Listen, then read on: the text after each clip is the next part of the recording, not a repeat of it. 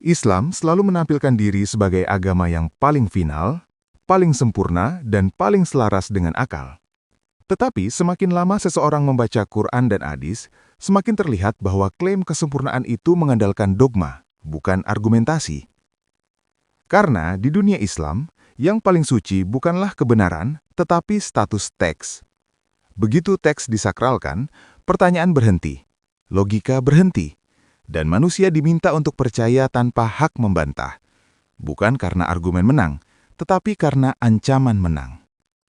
Nah, pada video kali ini, kita akan melihat bagaimana Edis TV menjawab tuduhan sekaligus mengkuliti logika seorang mualaf dalam upayanya menyelamatkan doktrin agamanya.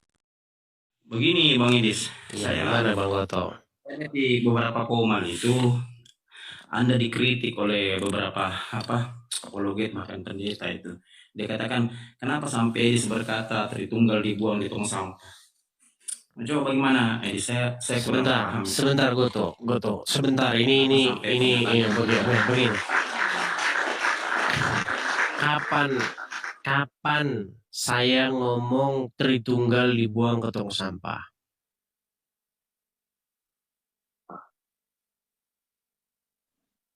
Iya, itu lagi heboh-hebohnya saya tuh pernyataan dari para apologet.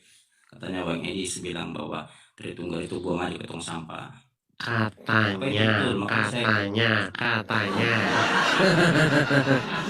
Goto, kalau diskusi itu jangan katanya. Pendeta yang bilang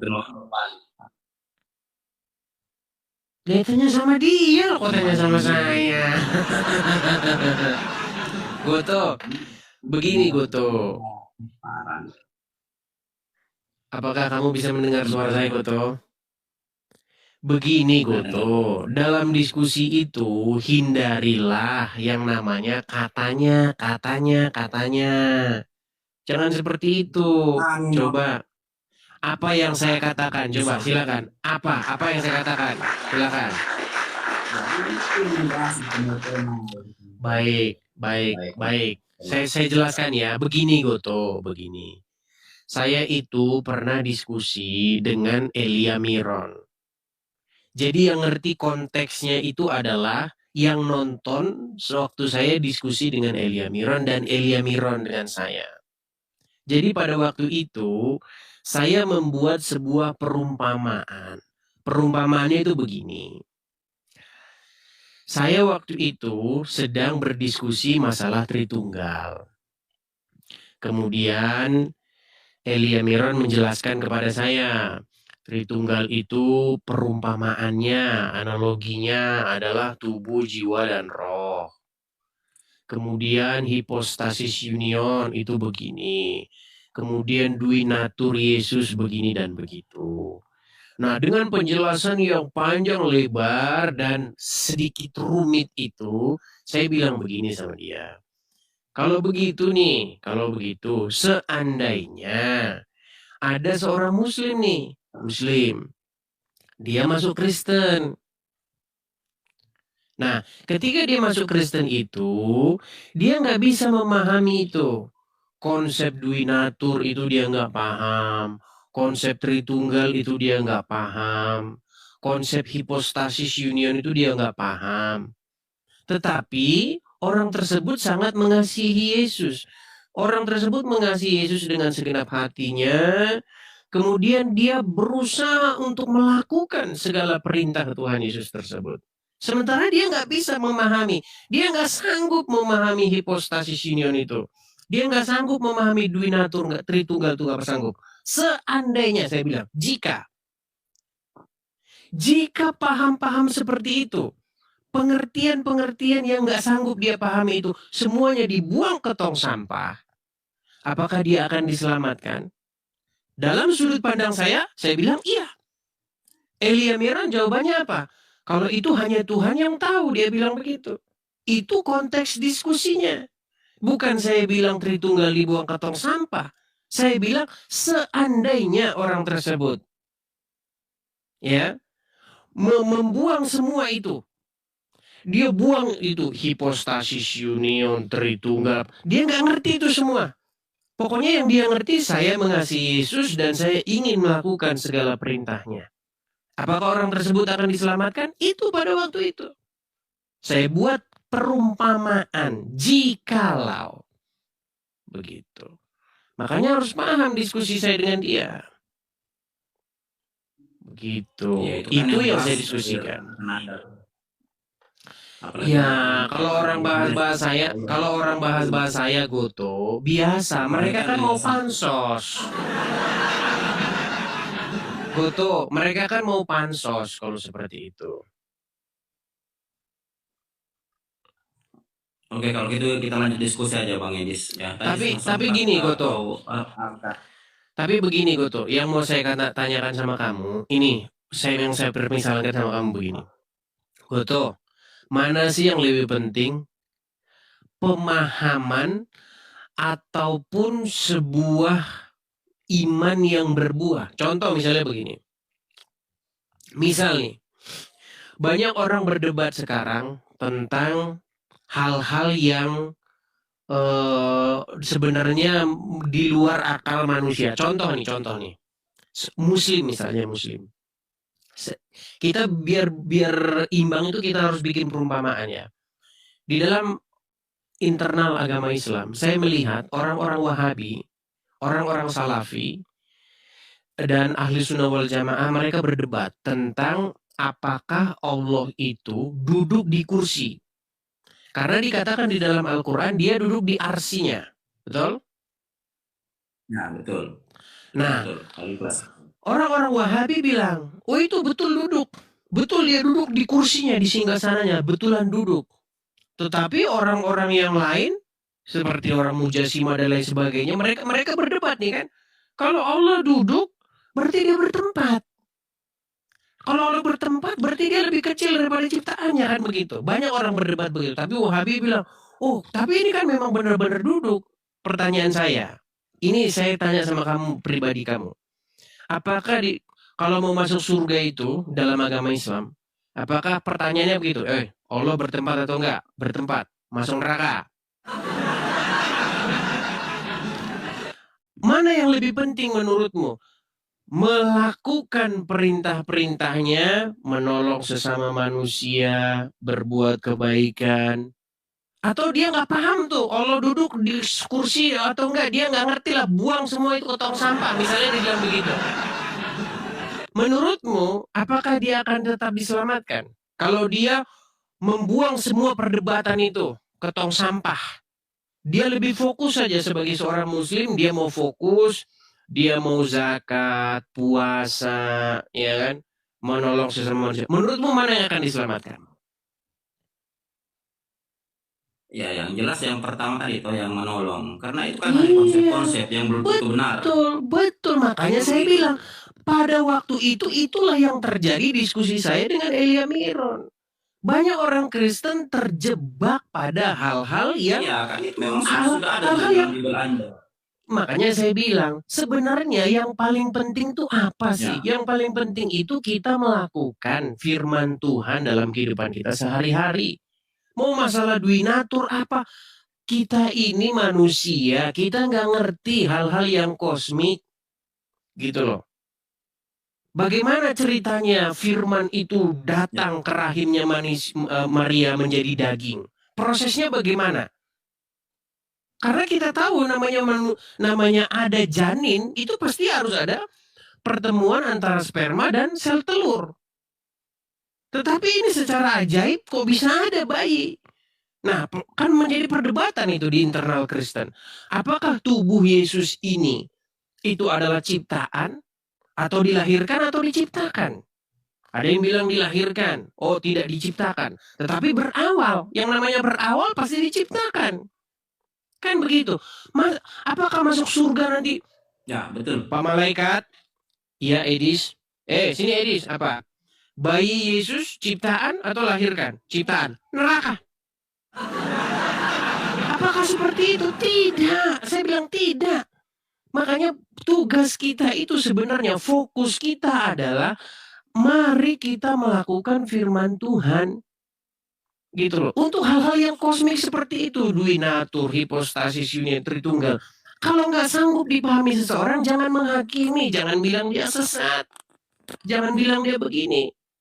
Begitu loh. Makanya kemarin saya bilang sama Elia Miron, seandainya seorang muslim yang masuk Kristen itu membuang semua itu konsep-konsepmu itu ke tong sampah, apakah dia akan diselamatkan? Kalau pribadi saya bilang dia akan tetap diselamatkan karena dia mengasihi Yesus dan berusaha melakukan firman Tuhan dengan segenap hatinya. Seperti itu. Gitu Goto diskusi saya. Biar enak. Jadi kalau kita ngerti Ya, konteks diskusi kita, jangan katanya-katanya baru enak kita diskusikan. Gitu. Ya, silakan. Apa yang Anda jelaskan tadi kan sudah dijelaskan juga, baik di Al-Quran maupun Bible, bahwa memang Allah itu kan duduk di arsy, ya kan. Kalau di Anda kan duduk kalau Yesus kan dikatakan duduk di sebelah kanan Allah, Bapa yang Maha Kuasa, kan begitu. Jadi kalau saya pribadi Bang Enis, saya enggak pusing dengan konsep-konsep seperti itu, karena konsep-konsep seperti itu biasa dipertentangkan karena memang ya berawal dari konsep-konsep manusia. Contoh yang Bang Enis bilang lunatur. Lunatur dalam budaya Kristen itu baru masuk di abad kelima, dibawa seorang yang bernama Nestorius, kan begitu. Tapi poin dari ajaran Kristus menurut Bible Anda kan bukan seperti itu. Betul. Kan begitu, sama dengan Islam. Walaupun banyak melahirkan konsep-konsep ya yang baru ya, yang setelah abad ke-7, sebenarnya kalau kita memahami Al-Quran kita tidak perlu mengacu pada konsep-konsep itu. Kan begitu. Ya. Apalagi banyak konsep yang dibuat tidak sesuai atau tidak alkitabiah dalam budaya Kristen. Kan begitu Bang. Terus sekarang apa masalahnya? Nah, sekarang kalau saya baik masalahkan. Baik. Nah, sekarang begini Goto. Yang melahirkan skisma panjang saja. Baik. Dalam hal itu saya setuju dengan kamu Goto. Gini, ya, Goto. Sekarang itu harusnya yang kita fokuskan tuh bukan hal-hal yang seperti tadi. Bukan hal-hal apakah Allah itu duduk di kursinya, kursi betulan atau enggak, atau apakah Yesus itu memiliki, bukan itu sebenarnya.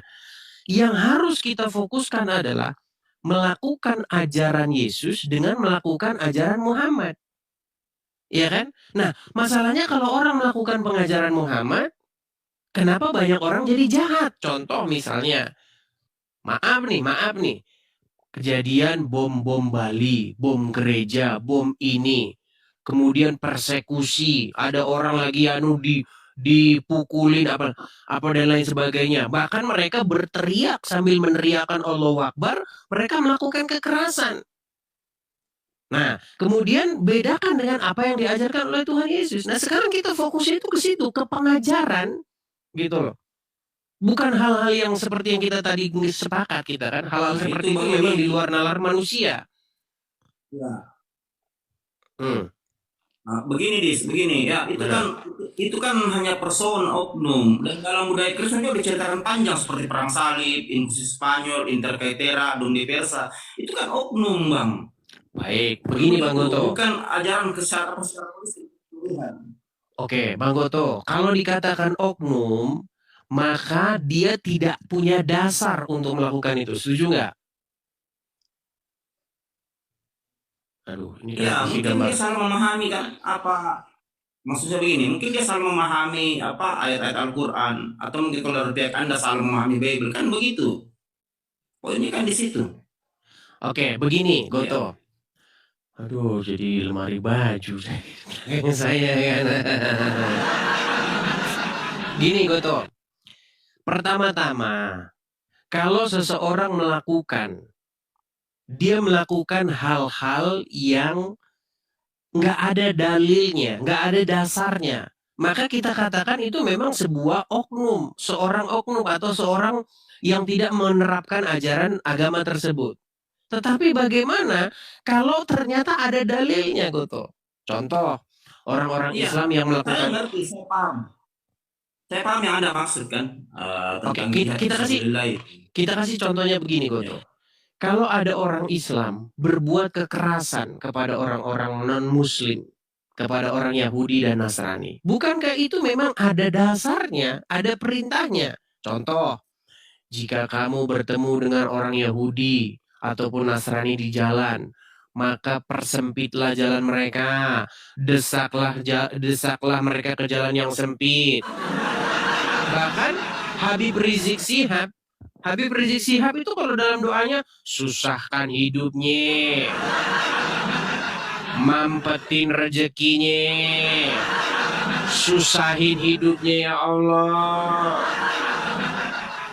Itu seorang Habib loh, dia tentu adalah orang yang paham ajaran agama Islam. Beda jauh dengan apa yang diajarkan oleh Tuhan Yesus.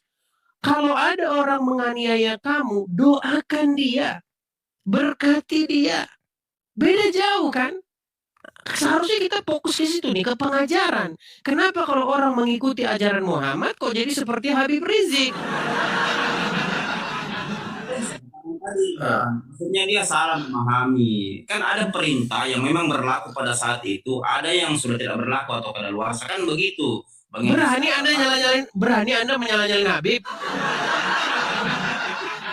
Awas nanti Anda digantengi rumahmu loh. Maksudnya itu kan itu kan persepsi bang Rizik sendiri atau Habib Rizik sendiri. Jadi dalam Islam itu Bang, kan Islam kita sudah tahu bahwa surat Al-Anbiya 106 107 kan Bang ini biasa dengar kan. Jadi untuk memahami isi Al-Qur'an ya, memang kita tidak butuh hanya IQ saja Bang, ada namanya intuisi ya. Dan intuisi ini kan sering kita sampaikan di komal-komal bahwa nabi-nabi dulu itu walaupun tingkat IQ-nya rendah tapi tingkat intuisinya tinggi. Jadi seseorang yang punya tingkat intelektualitas atau kecerdasan ya, walaupun dia rendah tapi kalau tingkat intuisinya tinggi, dia bisa memahami sebenarnya apa maksud dari ayat-ayat seperti itu. Kan begitu Bang Edis. Banyak saya lihat memang tidak memahami, bahkan sejarah mengatakan seperti itu. Terjadi perang ya, seperti kalau di budaya Anda seperti perang 30 tahun antara Protestan dan Katolik. Ini kan salah memahami saja, Bang. Begini betul. Karena tingkat intuisinya rendah. Begini, sejak kapan Tuhan Yesus mengajarkan kepada umatnya, kalau beda sama kamu, kalau ini sama, maka angkatlah golok dan hajarlah mereka? Nggak ada. Di dalam pengajaran Tuhan, data itu ada di Matius 10 kan lengkap itu ajaran berjihad dari Isa. Goto, coba bacakan. Iya, Matius 10:34. Coba apa? Matius 10:34 ya, jangan kamu menyangka aku datang untuk membawa damai. Bukan ya. Aku datang untuk membawa damai melainkan pedang. Ayat 37-nya, tahan dulu Bang Edis. Ayat 37-nya kan bunyi begini Bang. Matius 10 ayat 30 hingga 37. Ayat 37-nya berbunyi begini. Barang siapa yang kehilangan nyawanya karena aku, ia akan memperolehnya. Kan begitu. Baik. Bang, barang siapa yang kehilangan nyawanya, ia akan kehilangan nyawanya. Ayat yang ke-30. Kan begitu. Saya tanggapi. Pendapat Anda tentang ayat itu? Baik, saya tanggapi. Baik, begini, betul. Perhatikan. Aku datang bukan untuk membawa damai, melainkan pedang. Baca ayat selanjutnya. Untuk apa? Pedang yang dimaksud itu apa? Untuk memisahkan. Memisahkan sesuatu dari yang hitam, yang putih dengan yang hitam. Contoh, memisahkan misalnya nih, ketika Anda memilih Tuhan Yesus daripada mengikuti contoh Muhammad, maka memang harus dipisahkan. Tidak mungkin mengikuti Muhammad dengan mengikuti Yesus itu berjalan bersamaan. Karena keduanya bertentangan. Muhammad yang diajarkan umat muslim loh ya. Muhammad yang diajarkan dalam hadis. Nah, kemudian yang kedua. Anda mengatakan masalah barang siapa yang kehilangan nyawanya oleh karena namaku. Itu bukan maksudnya seperti yang Anda pahami orang Islam harus berjihad ke medan perang. Bukan begitu, salah.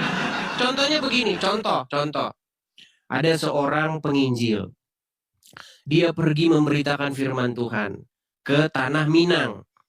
Karena sering-sering di sini kejadian persekusi, ya kan? Ketika dia memberitakan firman Tuhan ke tanah Minangkabau, lalu kemudian karena pemberitaan nama Yesus, karena nama Yesus dia dianiaya. Bahkan misalnya dia dibunuh seperti itu. Itulah yang dimaksud. Barang siapa yang kehilangan nyawanya oleh karena namaku.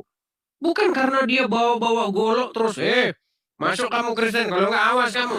Bukan begitu. Makanya Goto, saya heran. Makanya inilah kamu sebabnya jadi mualaf nih karena ini. Goto, begini Goto ya. Kita itu kalau membaca Alkitab, bacalah dari A sampai Z. Saya pun juga seperti itu terhadap agama Islam loh. Kalau ada orang Islam yang melakukan kekerasan, itu karena dia memang terinspirasi Goto dari hadis. Bahkan ada sebuah hadis yang mengatakan begini, tidak akan terjadi hari kiamat sampai kaum muslimin membunuh orang-orang Wahyudi. Pernah dengar hadis itu? Iya, iya, iya. Silakan lanjut. Di dalam hadis itu dikatakan begini. Kita tahu ya, bahwa kerinduan para syuhada, kerinduan orang-orang muslim yang betul-betul imannya kuat, itu adalah apa? Hari kiamat. Mereka sangat merindukan itu. Dan hari kiamat itu tidak akan terjadi sebelum kaum muslimin membunuh orang-orang Wahyudi. Bahkan itu perlakuan mereka ingin menghabisi Wahyudi itu didukung oleh batu, pohon, didukung oleh apapun. Bahkan kalau ada orang Wahyudi sembunyi di balik batu, batu tersebut akan berbicara. Hai kaum muslimin, di belakangku ada Wahyudi, datanglah kemari dan bunuhlah dia. Kecuali pohon Gorgot. Itulah kenapa banyak orang Wahyudi, kata orang Islam nih, ini versinya orang Islam, menanam pohon-pohon Gorgot tersebut. Karena pohon-pohon tersebut yang hanya akan melindungi orang Wahyudi dari serangan kaum muslimin. Ini kan ada tendensi kebencian, gitu loh, kebencian anti Wahyudi, begitu loh. Nah tapi Goto, saya tidak percaya bahwa itu sebenarnya ajaran agama Islam. Yang saya percayai adalah itu adalah karangan para ulama-ulama yang punya tendensi terhadap Wahyudi. Makanya mereka tulis hadis-hadis tersebut dengan mengatasnamakan Muhammad. Padahal kalau di dalam ajaran Al-Quran itu inti daripada Al-Quran itu adalah adanya kesatuan, adanya kesepakatan. Makanya di dalam Al-Quran, marilah kita satu pada satu kesepakatan. Yaitu apa? Mari kita mengikuti ajaran-ajaran yang terdahulu. Nah umat muslim malah mengikuti ajaran-ajaran yang terkemudian. Gitu loh, yang dikarang-karang oleh para ulama hadis. Begitu Goto, silakan. Itulah sejarah perkembangan Islam dan Kristen. Kalau Abang Elis juga baca ya sejarah perkembangan Kristen, itu kan kalau Abang baca mulai dari terbentuknya dalam baru setelah Katolik ya seperti anak baptis itu semua berbau darah. Bahkan kalau Bang Elis baca serikat-serikat penginjilan seperti Mission Skate for Africa, London Mission Skate yang melakukan pembantaian di Afrika, itu kan diambil dari Bible Anda, diambil dari Kejadian 22 ayat 24, diambil dari Kejadian 9 ayat 25. Kan begitu. Jadi sebenarnya ini coba Kejadian berapa coba? Ya. Mana yang Anda maksud? Ayo kita kalau membahas sesuatu yang tuntas. Jangan apa di situ dikatakan di Jalan Kejadian 9 itu? Ya. Oke. Atau langsung aja langsung ya bacakan saja. Kejadian Keluaran 22 ayat 24. Lari ke Keluaran, lari Kejadian, lari ke Keluaran. Satu-satu lah Goto. Masa lari dari Kejadian, Keluaran, lari kemana-mana. Coba silakan bacakan. Keluaran berapa tadi? Keluaran 22 apa diisinya di situ? 24 ya. Ya, saya di luar ini Bang Edis. Inilah Goto. Goto, begini Goto. Anda harus memahami cerita dengan perintah. Bedanya cerita dengan perintah itu gini. Ini kalau cerita itu begini. Goto pesan Grab, kemudian Goto membunuh. Misal nih Goto ya, Goto memesan Grab, lalu Goto membunuh supir Grab dan mengambil mobilnya. Ini cerita, ini bukan perintah, tetapi melaporkan sebuah peristiwa. Nah sementara kalau perintah itu begini, maka jika kamu bertemu dengan supir Grab, bunuhlah mereka. Itu perintah. Anda harus bisa membedakan yang di dalam Iya. Alkitab itu perintah atau cerita. Saya kasih contoh. Misalnya, pembantaian orang-orang Amalek. Ya, pada waktu itu orang-orang Amalek digambarkan di dalam Alkitab ini adalah sebuah bangsa bengis perompak. Mereka ini adalah sebuah bangsa yang hidupnya itu menjarah di padang gurun. Bahkan mereka ini adalah bangsa yang menghalang-halangi orang Israel. Makanya Tuhan membalaskan kejahatan mereka itu dengan perantaraan orang-orang Israel. Makanya Tuhan dengan perantaraan Musa dan orang Israel memerintahkan untuk membumi hanguskan orang-orang Amalek. Itu adalah peristiwa yang diceritakan, bukan diperintahkan untuk dilaksanakan untuk kaum setelahnya. Tidak. Begitu loh. Sama seperti Anda tadi. Coba aku buka dulu dia. Ya, buka dulu Keluaran 22:24. Menurut kau itu perintah atau cerita? Keluaran Ya, 22 coba baca. Tuhan memerintahkan kepada Musa dan orang Israel untuk membumi hanguskan orang-orang Amalek. Bahkan itu sebenarnya diceritakan di dalam Al-Quran. Gimana? Masalahnya kan begitu. Anda kan bisa cerita dengan perintah itu juga. Nah, Goto. dalam Keluaran 22 ayat 4 itu kan firman Tuhan langsung. Coba Pak, buka aja baru baca. Oke. Firman Tuhan langsung. Oke, Goto. Apakah itu maksudnya supaya untuk dilakukan oleh generasi-generasi selanjutnya bahwa kita harus membantai suku, membantai itu? Nah, itulah saya katakan tadi, Des. Ada perintah yang memang pada masa itu saja berlaku. Karena itu sama dengan Al-Quran. Perintah itu sudah tidak berlaku lagi. Hadis Al-Quran itu hanya berlaku di masa itu saja. Hanya oknum-oknum ya. Nah, inilah kalau yang diperintahkan begini. Baik, kalau yang diperintahkan itu adalah Muhammad atau kalau yang diperintahkan itu adalah para sahabat, betul yang kamu bilang. Perintah itu hanya berlaku pada saat itu. Tetapi ini yang diperintahkan bukan hanya Muhammad, tetapi wahai orang-orang yang beriman. Wahai kaum muslimin. Artinya perintah itu memang berlaku sampai sekarang. Contoh nih, contoh. Jangan berzina. Apakah perintah tersebut hanya kepada Musa, hanya kepada ini orang tertentu? Kan tidak, tetapi kepada semua umat dan berlaku sepanjang zaman. Sama seperti di dalam agama Anda. Sholatlah kamu. Berarti yang diperintahkan itu adalah orang setiap generasi dan setiap waktu. Masa memahami yang begini saja kamu tidak paham, Goto? Aduh. Kita lihat realita, kan begitu. Kan dalam Bible juga itu ada ajaran-ajaran ya, ada perintah-perintah, kan begitu Bang Edis. Hanya masalahnya kadang kita tidak paham bahwa perintah ini sebenarnya ditujukan untuk siapa, kan begitu. Apakah waktunya ini terbatas atau tidak, kan begitu. Iya, Goto, kita itu bisa melihat dari konteks perintah tersebut. Kalau dia memerintahkan kepada Musa, artinya perintah tersebut situasional. Itu diperintahkan kepada Musa untuk membumi hanguskan orang-orang Amalek. Nah, begitu juga dalam agama Islam misalnya, perintah kepada Muhammad misalnya untuk menaklukkan Mekah. Artinya perintah tersebut hanya berlaku situasional. Nah, beda dengan wahai kaum muslimin wal muslimat. Jikalau kalian bertemu dengan orang Wahyudi dan Nasrani di jalan, desaklah mereka ke jalan yang sempit. Berarti di perintah ini berlaku secara terus-menerus. Contoh misalnya, tidak akan terjadi hari kiamat sampai kalian membumi hanguskan orang-orang Wahyudi. Berarti perintah tersebut berlaku sampai sekarang. Itulah kenapa banyak orang-orang Islam, kamu harus akui nggak, Goto? Coba Om jujur, banyak nggak orang-orang Islam yang sangat membenci Yahudi, membenci Israel? Ya, kalau saya pribadi, Bang, apa maksud saya? Apa dasarnya kita membenci? Bukan, kamu gini, Goto, kamu akui tidak bahwa banyak orang-orang Islam sangat membenci Wahyudi dan sangat membenci orang-orang Israel?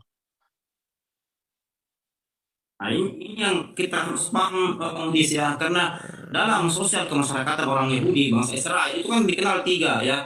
Ada yang namanya Arsenasi, ada namanya Sephardim, ada namanya Misrahim. Kalau Misrahim dengan Iya, orang Islam, cobalah maka itu orang-orang nggak ngerti itu, Goto, mereka nggak ngerti itu. Intinya fakta atau tidak bahwa banyak orang-orang Islam mereka latah masal membenci Wahyudi, membenci Israel. Kalau ketemu benderanya injak, sobek, bakar. Ya kan, laknatullah Israel, laknatullah. Sebentar, kamu akui tidak itu? Fakta itu kamu akui tidak? Iya, itu memang fakta. Kita bisa Nah, kali itu. berangkat Tapi dari yang mana? perlu Oke, apa yang menjadi penyebab itu? Apa yang menyebabkan kaum muslimin sangat berbuat seperti itu sekarang? Oke, jadi begini, penyebabnya kan tentu kita lihat dari zaman 1948 ya, dari akhirnya itu kan David Ben Gurion menguasai Israel kan. Kalau kita lihat dari perjanjian Balfour, Bang Edis, kenapa Islam membenci Yahudi? Karena dinyatakan bahwa bangsa yang merampas tanah orang, bangsa yang datang untuk menjajah, kan itu poinnya di situ. Oke, Nah, menurut kita lihat Al-Quran, apa? baik.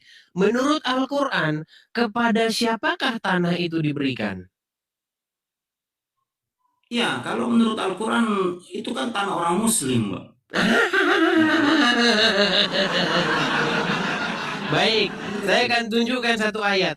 Tidak ada di situ tanah orang Muslim. Aduh, tanah itu perhatikan. Aduh, memang. Saya bacakan dalam Quran ya. Silakan.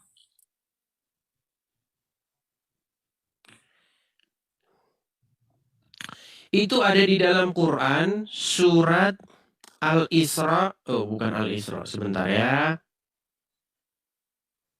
Al-Maidah itu kalau nggak salah. Sebentar ya.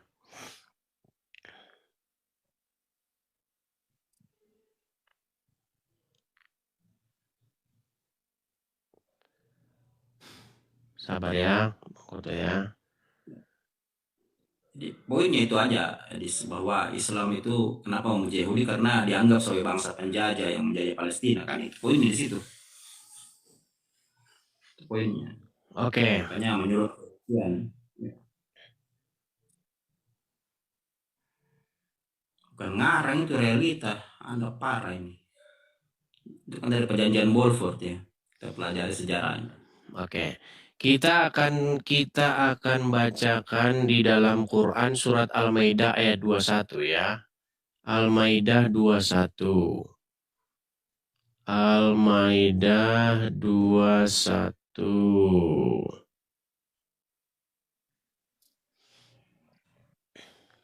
Oke.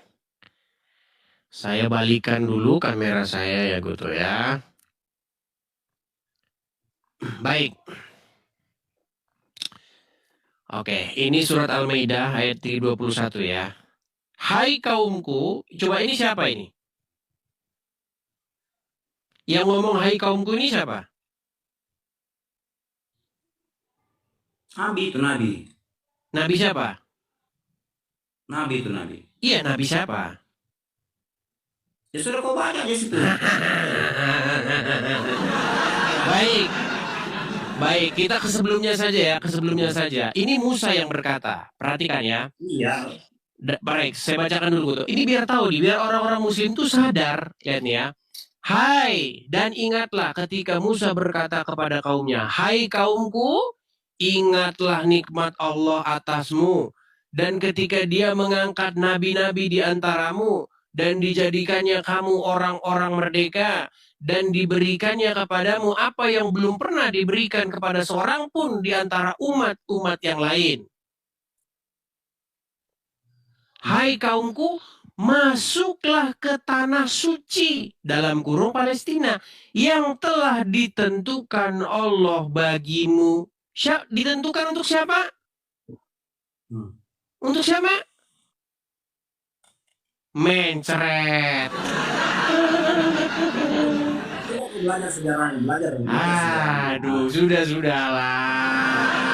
Ini loh, ini Musa berkata, hai kaumku, masuklah ke tanah suci Palestina yang telah ditentukan Allah bagimu. Dan janganlah kamu lari ke belakang. Ini jelas.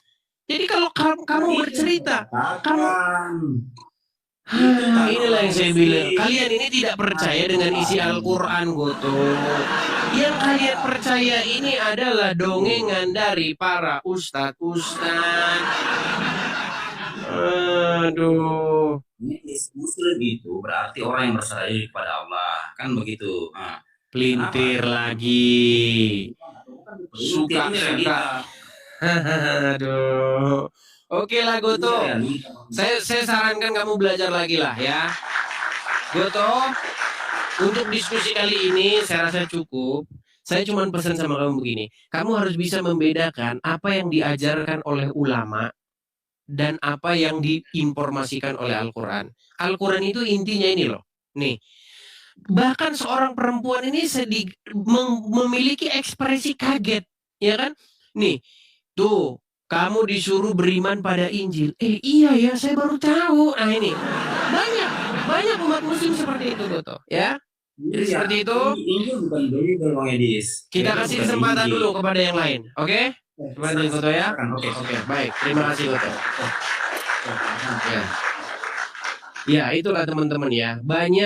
Banyak sekali orang-orang muslim itu yang punya pikiran seperti Goto tadi. Mereka itu tahu-tahu udah anti Israel, anti Wahyudi, anti Kristen. Gara-gara apa? Ya gara-gara sering dengerin ceramah ustadz-ustadznya.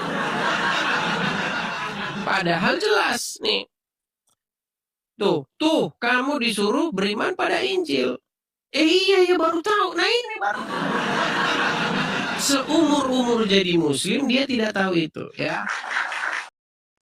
Fundamental doktrin Islam tentang keselamatan itu sederhana. Ucapkan syahadat, masuk Islam, berpeluang surga. Masalahnya, logika keselamatan macam apa yang menilai kata-kata lebih tinggi dari karakter? Di Quran, pembunuh, penjarah, pemberkosa, bahkan orang yang menindas selama mati dalam status muslim tetap berpeluang diampuni. Tetapi non-muslim paling baik dan bermoral tetap terancam neraka hanya karena gagal mengucapkan susunan kata-kata tertentu. Itu bukan moralitas Tuhan, itu administrasi teologis. Dan lucunya, Islam mengagungkan tauhid sebagai puncak kebenaran, tetapi doktrin keselamatannya justru tergantung pada birokrasi kalimat, bukan buah iman. Tuhan macam apa yang mengoperasikan surga seperti kantor imigrasi, salah formulir, deportasi ke neraka?